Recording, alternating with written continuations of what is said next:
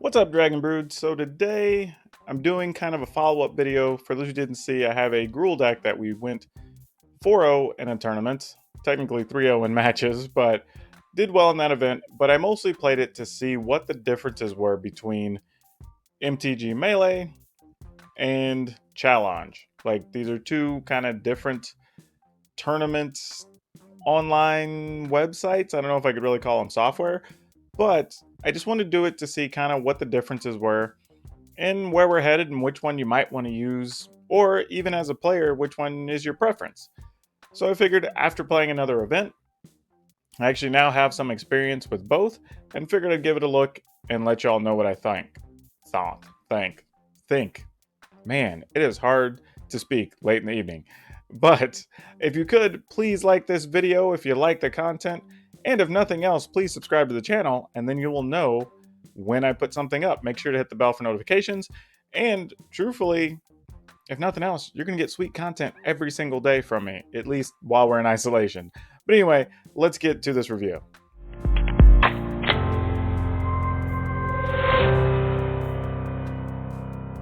Okay, let's start by talking about Challonge. And yes, it is how it sounds. It's spelled with an O instead of that first E. For whatever reason, it's always been that way. Now, one of the things I will say about their software, the reason I even know about it, is that when I had my store, there would occasionally be games that either didn't have software or the companies made it difficult to get access to their software for whatever reason. So for a lot of stores, it kind of became the default solution to run an event with. So you could pair something up fairly randomly, and it was easy to kind of follow through the event, report people in their matches, and then have a final standings that you could show to everybody. So nothing wrong with that. It was clean, did what it was supposed to. Now, obviously, we have some different options now, but I will say this for Challonge as well, is that it has come a long way. Now, you do have to register and whatnot, so you can be in the events, whereas before I think you could put in just generic IDs, but that's okay. I think that's a good thing anyway, because it gets people more active, and it actually gives them kind of like a tracked rating system of sorts, so they can at least see all of their history and whatnot, which is kind of nice. I guess I wouldn't call it a rating system as much as just tracking your history is more accurate. So yeah, let's take a look at the website so we can talk a little bit about why the interface is actually good. Okay, so here you can see that it's got all your details at the top, so it's clean, quick, easy to understand, right? It's a tournament that happened earlier today. That was the start time, what game you were going to be playing, how many people were in the event, so on and so on. So like everything's very nice, clean, and simple. It also has a bunch of like quick things that'll take you down the page if you just click the different headers. So totally covers everything that it needs to. But then as we go down, this is also nice too. Now these populated as each round was paired. So you would see round 1, then round 2, then round 3, and then you can clearly see the match results as players report. So to report a match, all you do, well, I don't know if I can do it now. Let's see. Oh, probably can't. Oh well.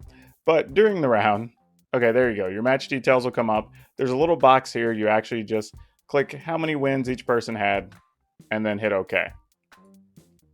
So there's not really a verification system as much as the other players. Usually you're running your events alongside Discord, so you can just go and communicate there, let everybody know what's happened. And then as the rounds fill, the next one comes up, it pairs everybody, boom. It also has this cool feature too, that if you're just looking to see who you played really quickly and you don't want to have to scan the whole thing, I could just highlight my name here, and then it highlights in all the other rounds. So I can quickly look and see which ones are blacked out, and I'll know those are me. So that's actually, excuse me, that's a very cool little feature that it's nothing big, but it's just a little quality of life thing that you can tell they've picked up over the years, which is kind of nifty. And then down here, you can see the standings, and that actually is really nice because it's very clean and simple. I will say, they use their own tiebreaker system over, so you kind of have to learn that a little bit, but it still seems fair, so nothing wrong with it really, if you're not totally on the same page. The other thing too, I would say, is it's nice to be able to see your little avatars here. So as you actually fill in your profile, it kind of shows up and gives a little more personalization. Speaking of, let's go over here and take a look. So yeah, again, if you're going to put in your picture, it would just go up here in this little spot. And then it also, I guess there's an upgrade. I don't know why I would upgrade just yet, unless I was branding or doing something particularly with like a team or something. And then here it tells you how many matches you've played, how many top finishes you have, and then it shows like your overall win rate, and then just other simple stuff down below. So it's a really good, clean user interface. It shows you everything you need, as far as keeping track of your records and whatnot. It's all really nice.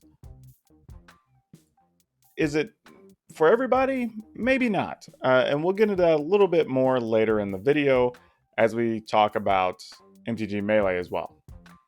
All right, so MTG Melee does the same thing. Why do we need it? Well, it's not so much as just doing the same thing, but it's about the way that it's doing it. And I want to be clear up front that I do know some people who worked on MTG Melee, so I'd hate for that to come up later just being like, oh, he's only saying that because he knows some people. Like, no, actually, I'm trying to give you a fair review so you understand why, as a event promoter or as a player, you would prefer either one. So let's get in and look at the differences in the layouts and interface on something like MTG Melee. So for MTG Melee, I will say the biggest difference here is really, well, I guess there's a couple. But I will say immediately the biggest one is how cleanly you can peruse tournaments. And I've sent them a message about being able to see tournaments that are open invite or closed invite, and they're working on that now. So you'll actually be able to do a search soon where you can see events that are open to the general public or ones that are invite only. Right now, you're seeing a lot of people use MTG Melee for invite-only events. So a lot of times it's going to be people who have Patreon communities or their Twitch or stream communities, or maybe even people that just follow them on their social channels like Twitter. They're doing special promotional events for those players. So you're going to see a lot that are blocked. But then there's some that are just like subscription required, or you can just follow them on whatever platform and then they'll open it up to you. So, for instance, let's take a look at one of these here that's invite only. So this is some type of event somebody's running to give away some secret layer fetch lands, right? So this tells you 11 qualified players, blah, blah, blah. So you probably, and yeah, here are all the details. So this is nice too. The companies are able to put in, if you're running an event, you can put stuff like this in there that clearly states all the information in your event. So you can make it a little flashier with your local flyer or whatever it is that you're putting up. And that's super nice, honestly. Like, that's a really nice touch. It's a quick way. And if you're running an event, trust me, when you have to go to multiple sites and put in information, it is so nice to be able to just put up a flyer. Like, that's a huge bonus. I mean, that's likely just a JPEG or something, but it's a small thing that goes a really long way.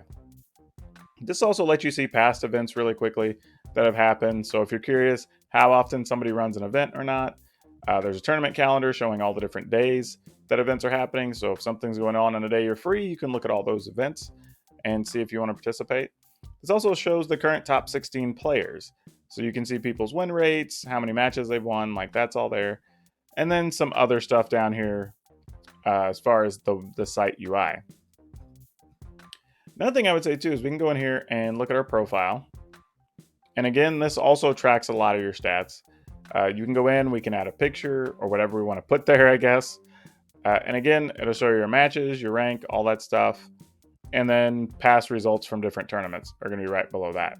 So not as robust of a UI here, I would say, but it's kind of like just the bare bones, most important stats that a lot of people are going to be looking for.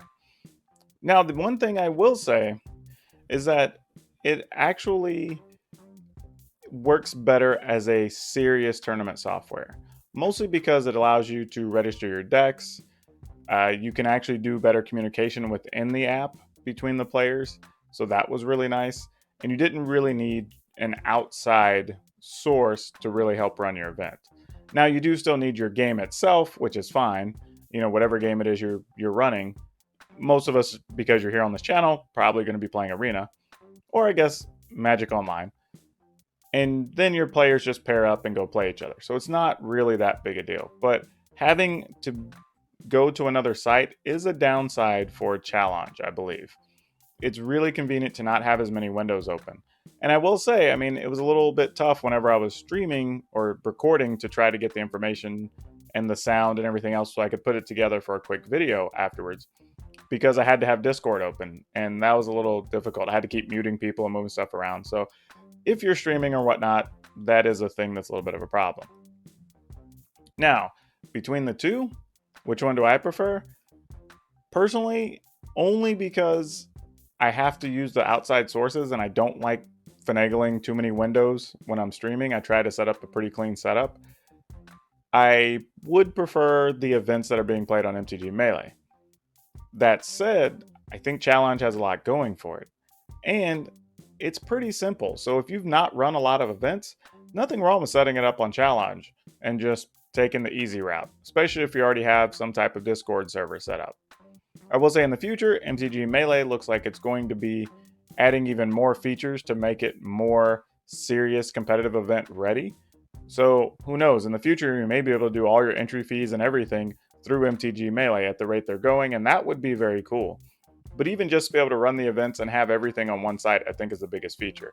So for me personally, I would say from an organizer perspective, if I was having to choose between the two, if I was experienced running events and could handle it, I would probably be using MTG Melee right now.